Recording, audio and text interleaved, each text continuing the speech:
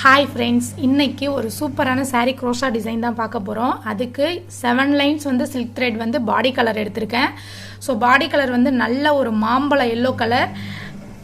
சாரியோட முந்தி கலர் வந்து ஒரு மாதிரி ரெட்டிஷ் பிங்க்னு சொல்லலாம். பிங்க்னு சொல்ல முடியாது, ஒரு மாதிரியான ரெட்.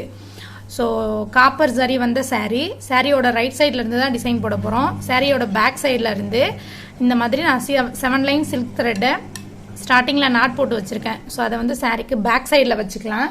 நம்ம சாரியோட ரைட் சைடில் இருந்து தான் டிசைன் போட போகிறோம். நீடில் நம்பர் 10 ரெகுலராக யூஸ் பண்ணுற சைஸ் தான் எடுத்திருக்கேன். நம்ம 11 சைஸ் வேணாலும் யூஸ் பண்ணிக்கலாம். ஸ்டார்டிங்கில் ஃபஸ்ட்டில் நீடில் இந்த மாதிரி ஃப்ரண்ட்டில் இருந்து பாஸ் பண்ணி பேக் சைடில் இருக்கிற த்ரெட்டை நீடில் மேலே எடுத்து நீடில் வழியாக இந்த மாதிரி ஃப்ரண்ட்டுக்கு மூவ் பண்ணோன்னா நமக்கு ஒரு லூப் மாதிரி ஃபார்ம் ஆகிக்கும். ஸோ மறுபடியும் நீடில் மேலே ஒரு டைம் த்ரெட் எடுத்து இந்த லூப் வழியாக கொண்டு வந்தோம் அப்படின்னா இது லாக் ஆகிக்கும். இதுக்கு பேர் வந்து single chain. So single chain ஆனதுக்கு அப்புறமா எக்ஸ்ட்ராவாக 2 சிங்கிள் செயின்ஸ் போட்டுக்கிறேன். போட்டுட்டு ஸோ இந்த மாதிரி 2 சிங்கிள் செயின்ஸ் ஆனதுக்கப்புறம் நீடில் மேலே ஒரு டைம் த்ரெட் எடுத்துக்கிட்டு இப்போ நான் பேசிக் ஸ்டார்டிங்கில் இங்கே பாருங்கள் இந்த இடத்துல ஸோ சிங்கிள் செயின் போட்டதுக்கு பக்கத்துலேயே நீடியில் பாஸ் பண்ணி த்ரெட் எடுத்துக்கிறேன். இப்போ இங்கே வந்து நமக்கு இங்கே 3 லூப் இருக்கும். நீடில் மேலே ஒரு டைம் த்ரெட் எடுத்துக்கிட்டு இந்த 3ல் ஃபர்ஸ்ட் 2 லூப்பில் ஒரு லாக் போட்டுக்கிறேன். மறுபடியும் நீடில் மேலே ஒரு டைம் த்ரெட் எடுத்துக்கிட்டு இந்த 2 லூப் வழியாக கொண்டு வந்து ஒரு லாக் போட்டுக்கிறேன். ஸோ நம்ம கட் பண்ணி முடிக்கிற வரைக்கும் நம்ம ஃபர்ஸ்ட் போட்ட லூப் வந்து கண்டினியூவாக வந்துக்கிட்டே தான் இருக்கும். நம்ம எங்கே என் பண்ணுறோமோ அங்கே வந்து நம்ம லூப் வந்து நம்ம த்ரெட்டை கட் பண்ணி எடுத்துட்டோன்னா வந்துடும். ஸோ இதுதான் ட்ரிக்கு. ஸோ அந்த லூப் நம்ம எப்படி ஃபார்ம் பண்ணுறதுங்கிறது, அப்புறம் சிங்கிள் செயின்ஸ் எப்படி போடுறது அப்படிங்கிறத கண்டினியூவாக ப்ராக்டிஸ் பண்ணிக்கிட்டே இருந்தோம் அப்படின்னா ஈஸியாக வந்துடும். இன்கேஸ் வந்து அதுக்கு மட்டும் தனியாக ஏதாவது உங்களுக்கு வீடியோ வேணும் எப்படி போடுறது அப்படிங்கிறது யோசித்தீங்க அப்படின்னா கமெண்ட் செக்ஷனில் சொல்லுங்கள். கண்டிப்பாக அதுக்கு தனியாகவே வேணால் நல்லா புரிகிற மாதிரி ஒரு வீடியோ மாதிரி நான் எடுக்கிறேன். இன்னும் ஒரு டபுள் க்ரோஷா இப்போ நம்ம லாஸ்ட்டாக போட்ட டபுள் க்ரோஷாக்கு பக்கத்துலேயே போட்டுக்கலாம். பாருங்க, டோட்டலாக 2 சிங்கிள் செயின்ஸ் போட்டதுக்கு பக்கத்தில் 4 டைம் வந்து பக்கத்துலேயே வந்து டபுள் க்ரோஷாஸ் போட்டிருக்கிறேன். பாருங்க தெரியுதா? ஓகே.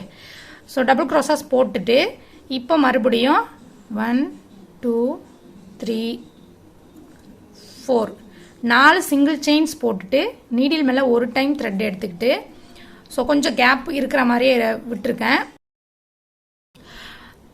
இப்போ 4 டோட்டலாக 5 டபுள் க்ரோஷாஸ் போட்ட மாதிரி இங்கே கன்சிடர் பண்ணிக்கலாம். 4 டபுள் க்ரோஷாஸ் போட்டிருக்கோம். 2 சிங்கிள் செயின் போட்டதையும் ஒரு டபுள் க்ரோஷாவாக கன்சிடர் பண்ணிக்கிறேன். ஸோ டோட்டலாக 5 டபுள் க்ரோஷாஸ் 4 டைம் சிங்கிள் செயின்ஸ் போட்டுட்டு நீடில் மேலே ஒரு டைம் த்ரெட் எடுத்துக்கிட்டு ரொம்ப வெளியிலலாம் இழுக்க வேணாம், ஜஸ்ட் ஸ்ட்ரைட்டாக வச்சு சாரிக்கு எங்கே வருதோ அந்த இடத்துல இந்த மாதிரி மறுபடியும் டபுள் க்ரோஷா போட்டுக்கிறேன். ஸோ இப்போ டபுள் க்ரோஷா போட்டதுக்கு பக்கத்துலேயே மறுபடியும் டபுள் க்ரோஷா போட்டுக்கலாம்.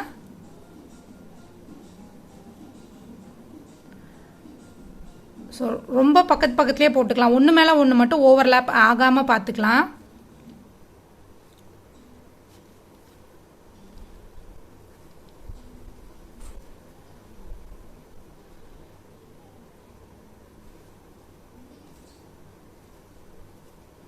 இந்த மாதிரி இப்போ மறுபடியும் 4 சிங்கிள் செயின்ஸ் போட்டுக்கிறேன்.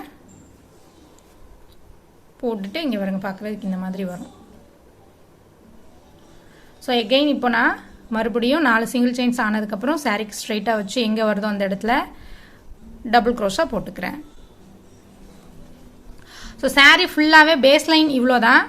இதே மாதிரி தான் கண்டினியூ பண்ணிட்டு போக போகிறோம். 5 டபுள் க்ரோஷா 4 சிங்கிள் செயின்ஸ் இதே மாதிரி சாரி ஃபுல்லாக ரிப்பீட் பண்ணிட்டு போகலாம். முடிச்சுட்டு நெக்ஸ்ட் லைன் வந்து நம்ம எப்படி போடுறது அப்படின்னு சொல்லிட்டு பார்க்கலாம்.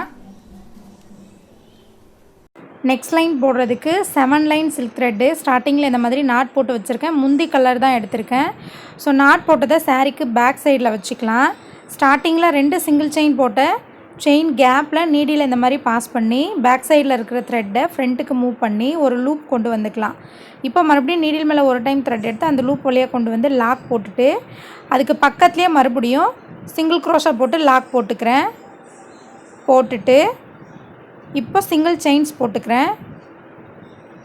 2 3 4 4 சிங்கிள் செயின்ஸ் போட்டுட்டு நீடில் மேலே ஒரு டைம் த்ரெட் எடுத்துக்கிட்டு பேஸ் லைனில் 4 சிங்கிள் செயின் போட்ட கேப்பில் நீடில் பாஸ் பண்ணி த்ரெட் எடுத்து டபுள் க்ரோஷாஸ் போட்டுக்கிறேன். ஸோ டோட்டலாக இந்த பேஸ் லைனில் போட்ட 4 செயின் கேப்புக்குள்ளார வந்து நமக்கு எத்தனை டபுள் க்ரோஷாஸ் வந்து ஃபில் ஆகுதுன்னு சொல்லிட்டு பார்க்கலாம். ஸோ நாம் டபுள் க்ரோஷாவிலும் இந்த டிசைன் போடலாம், ட்ரிபிள் க்ரோஷாலையும் போடலாம். ட்ரிபிள் க்ரோஷாவில் போட்டோன்னா ரொம்ப ஹைட் அதிகமாக வரும். ஸோ டபுள் க்ரோஷாங்கிறதுனால கொஞ்சம் கரெக்டாக இருக்குங்கிறதுனால நான் வந்து டபுள் க்ரோஷாஸ் வந்து போட்டிருக்கேன். இங்கே வந்து 4 டபுள் க்ரோஷாஸ் டோட்டலாக ஃபில் ஆனதுக்கப்புறமா இன்னுமே 2 டபுள் க்ரோஷா போடுற அளவுக்கு கேப் இருக்குது. ஸோ அதனால் நான் எக்ஸ்ட்ராவாக வந்து 2 டபுள் க்ரோஷாஸ் போட்டுக்கிறேன்.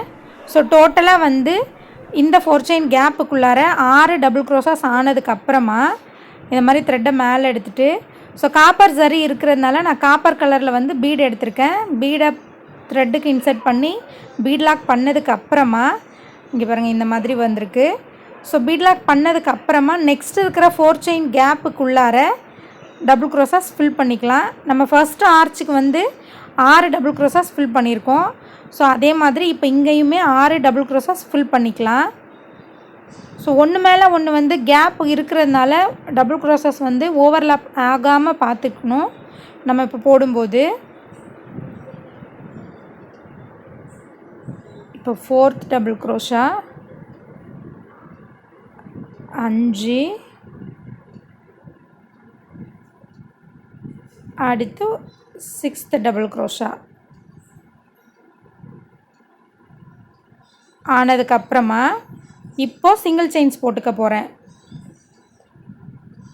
4 சிங்கிள் செயின்ஸ் போட்டு எக்ஸ்ட்ராவாக ஒரு சிங்கிள் செயின் 5 டோட்டலாக சிங்கிள் செயின் போட்டுட்டு இங்கே பாருங்கள் இந்த மாதிரி. ஸோ இப்போ மறுபடியும் நீடில் மேலே ஒரு டைம் த்ரெட் எடுத்துக்கிட்டு 4 செயின் கேப்புக்குள்ளார டபுள் க்ரோஷாஸ் ஃபில் பண்ணிக்க போகிறேன். ஸோ ஒரு டைம் வந்து பீடை ஆட் பண்ணி பீட் லாக் பண்ணி ஆர்ச் போட்டுக்கிறேன். ஒரு டைம் பீடை சேர்க்காமல் சிங்கிள் செயின்ஸ் வந்து டோட்டலாக 5 சிங்கிள் செயின்ஸ் போட்டுட்டு ஆர்ச் போட்டுக்க போகிறோம். ஸோ சாரீ ஃபுல்லாகவே இதே மாதிரி தான் நம்ம கண்டினியூ பண்ணிட்டு போக போகிறோம். உங்களுக்கு வந்து 6 டபுள் க்ரோஷாஸ் அப்படி இல்லைன்னா 7 டபுள் க்ரோஷாஸ் கூட போட்டுக்கலாம். இன்கேஸ் வந்து நான் கீழே பேஸ் லைனில் எத்தனை டபுள் க்ரோஷாஸ் போட்டுக்கிட்டேனோ அதே அளவுக்கு கூட போட்டுக்கிறனாலும் நம்ம போடலாம். ஆர்ச்சுக்கு ஒன்றும் டிஃப்ரெண்ட் இருக்காது. பட் இப்போ மேலே போடுற செகண்ட் லைன் வந்து நான் கொஞ்சம் நெருக்கமாக இருக்கிற மாதிரி போட்டால் பார்க்குறதுக்கு இன்னுமே நல்லாயிருக்குங்கிறதுனால நான் 6 டபுள் க்ரோஷாஸ் போட்டிருக்கேன். ஸோ ஆனதுக்கப்புறமா பீட் எடுத்து பீட் லாக் பண்ணிவிட்டு நெக்ஸ்ட் இருக்கிற 4 செயின் கேப்புக்குள்ளார சேம் இதே மாதிரி 6 டபுள் க்ரோஷாஸ் போட்டுக்க போகிறோம். ஸோ சாரீ ஃபுல்லாகவே இதே மாதிரி தான் நம்ம ரிப்பீட் பண்ணிட்டு போக போகிறோம். முன்னமே சொன்ன மாதிரி இதே மாதிரி சாரீ ஃபுல்லாக போட்டு முடிச்சுட்டு சாரீக்கு குச்சியும் கட்டி முடிச்சுட்டு அதுக்கப்புறம் பார்க்கலாம். ஸோ நான் சாரீக்கு 5 செயின் கேப்பில் வந்து குச்சி கட்டியிருக்கேன். ஸோ 2 கலர் சில்க் த்ரெட்டுமே யூஸ் பண்ணியிருக்கேன்.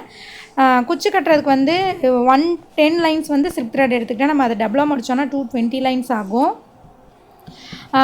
கலர் காம்பினேஷன் ரொம்பவே சூப்பராக இருக்குது. ஸ்டார்டிங்கில் இங்கே பாருங்கள் பேஸ் லைனில் பேக் சைடில் வந்து எக்ஸ்ட்ரா இருந்த த்ரெட் எல்லாமே கட் பண்ணி ஃபேப்ரிக் க்ளோ போட்டு ஒட்டிக்கலாம் இப்போ நம்ம. ஸோ அவ்வளோதான், சாரீ ஃபுல்லாகவே இவ்வளோ தான் டிசைன். பார்க்குறதுக்கு ரொம்பவே நீட்டாக அழகாக இருக்குது. ஸோ உங்களுக்கும் இந்த டிசைன் பிடிச்சிருக்கும் அப்படின்னு நினைக்கிறேன். இந்த டிசைன் பிடிச்சிருந்தது அப்படின்னா இந்த வீடியோக்கு ஒரு லைக் கொடுங்க. அடுத்து ஒரு இன்ட்ரெஸ்டிங்கான சாரீ குச்சி டிசைன் அப்படி இல்லைனா க்ரோஷா டிசைனோட பார்க்கலாம். ஸோ அது வரைக்கும் எல்லாருக்குமே தேங்க்யூ ஸோ மச் ஃபார் வாட்சிங் ஃப்ரெண்ட்ஸ். பை.